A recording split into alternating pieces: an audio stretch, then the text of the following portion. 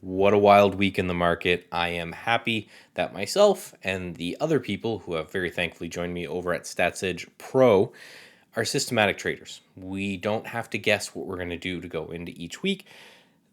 Each weekend, I send out an email, and this has 20 names from 2 different algorithms, soon to be 3 different algorithms, that each have a trading plan around them.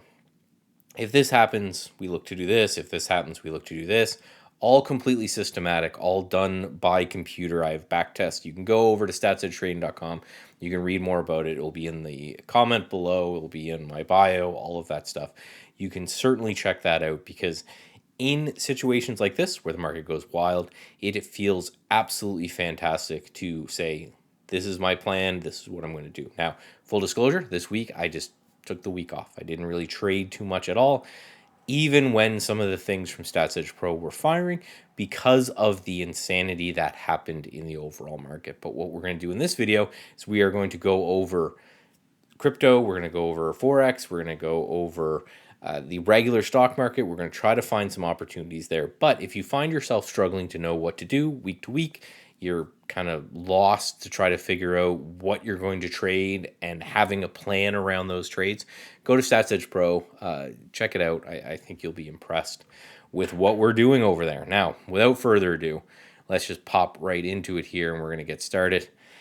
As always, we're going to take a look here with Bitcoin.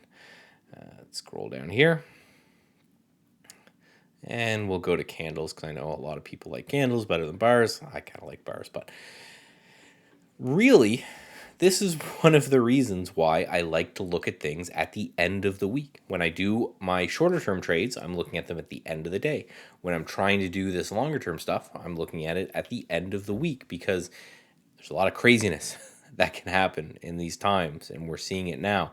Bitcoin looked like it was absolutely falling apart down to 48,000 and then closed up at 60,000. Undercutting this level right here, this all-important level in which if this level right here broke and closed below, I was going to get worried. We broke it, so I obviously didn't do anything. I don't have any Bitcoin positions on, full disclosure, but we were able to close back above this. Again, exactly what I'm looking to see. You want to see these potential bear traps happen. Now, full disclosure, next week I think is going to be the pivotal week. Not so much this week. I think we need to see what's going to happen next week. And if we get just an inside do nothing week next week, then it'll be the following week. We need to see a resolution of this high right here. So 70,000, or we need to see a resolution of 50,000, 49, 48,000, 50,000, just say.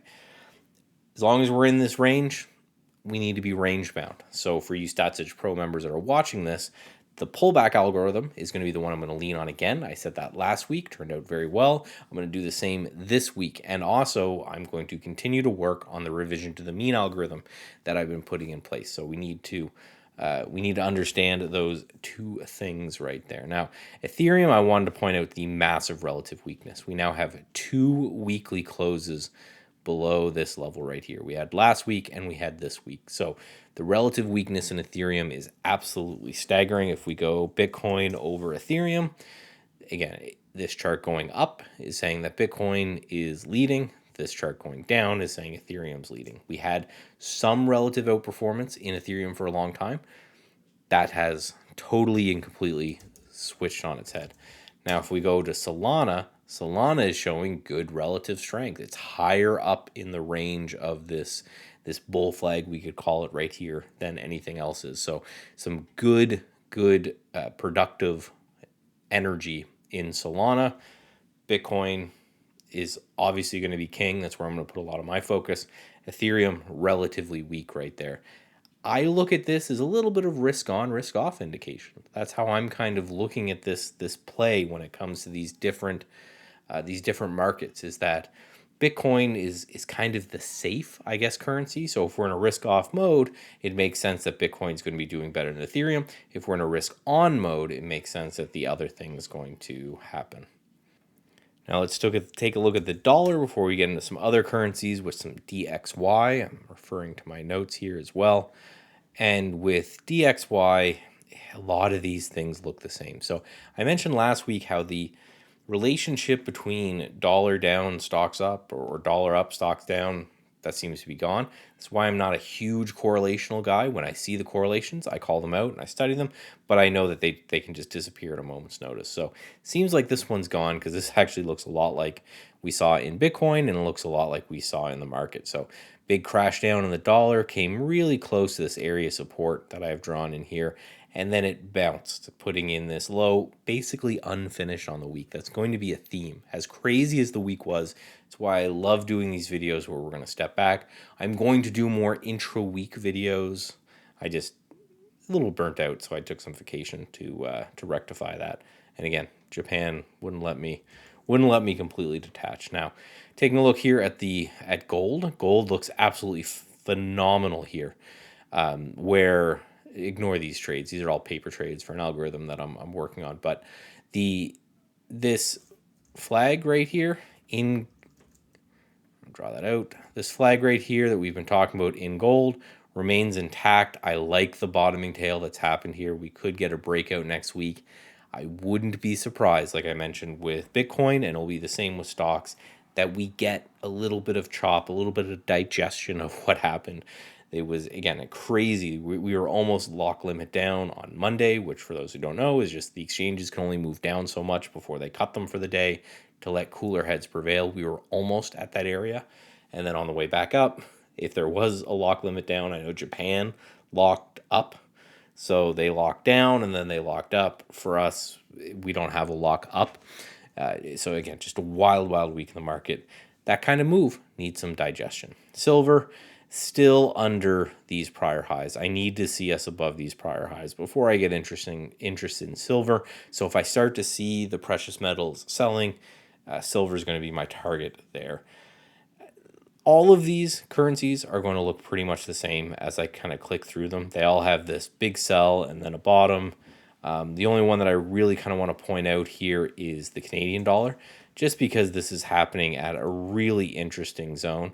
We had a break up in US CAD and then a break back down. So I'm going to be watching shorts in US CAD going into next week, just because I think we could continue lower after we kind of trapped in some longs right here. Now, let's get into stocks, and let's start here with the S&P 500.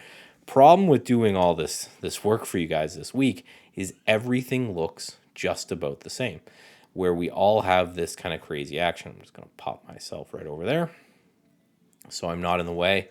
This is kind of what I talked about today if you saw me on Trader TV. But if you didn't, I will just summarize. There's a lot going on. There's an anchored VWAP from all-time high that's landing right about 540. And then we also have this gap right here at 540 as well. And then we have this moving average cloud that I'm using more and more. That's at 540 as well. So as long as these things remain intact, where we have a lot of this action at 540, I need to see what happens there. There's just two options right now. One is that we kind of bounce up and this is just a giant bull flag and we're going to make new lows. The other is that we're somehow going to start grinding back higher here and make new all-time highs. I don't know which is going to happen, and I'm not going to be the one to guess, right? That's not my job. My job is to see what's happening in price until we kind of get a resolution of above here or below here. I'm going to treat the market as range bound. That's why I mentioned the pullback algorithms that are going to come out. And if I can get to it this week, then next week we'll have that revision to the mean algorithm.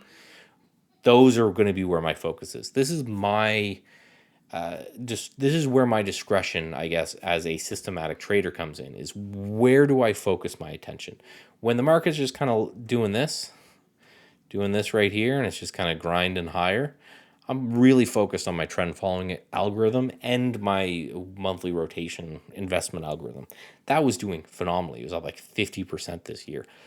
When that changes, I also have to change. So I sent a note. This is part of what I'll do as well. I'll send periodic emails to subscribers.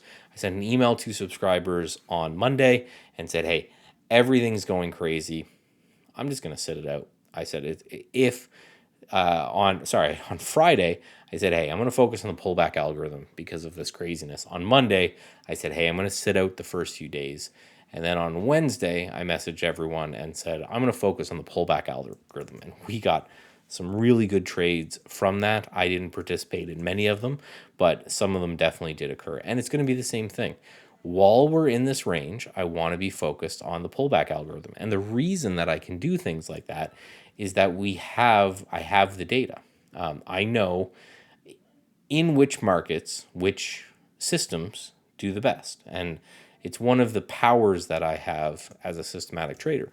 I've tested all these things back to 1980. So I know that buying dips and selling rips in choppy markets works way better than trend trading. In trending markets, I want to be trend trading.